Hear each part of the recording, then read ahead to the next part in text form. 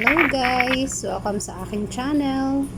Pasensya na po kayo at medyo madalang po ako makapag-upload ng aking video kasi nga po very busy ang person, ang inyong lingkod. Kaya bihira lang po ako mag-upload talaga. So, ayun po for today's video. Luto po tayo ng Indomie, ang pambansang pagkain ng mga kadama sa Saudi.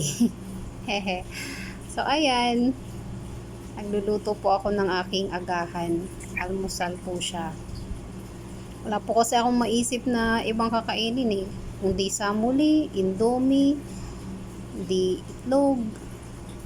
Kaya ngayon, naisipan ko namang magluto ng indomie.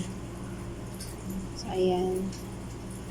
Yung aking pong indomie, nilalagyan ko po yan ng cheese para medyo alam naman po natin na ang indomie hindi po talaga siya healthy iba sa mga instant na mga pagkain. So, naglalagay po ako ng keso dyan, ng cheese. Yan. Pwede pong dalawa.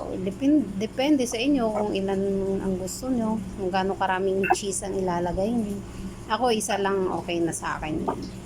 Ayan, halo-halo lang po.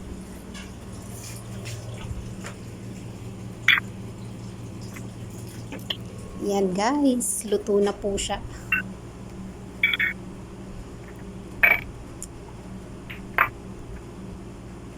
Ayan, ready to serve at ready to eat na rin. Thank you sa panonood. God bless!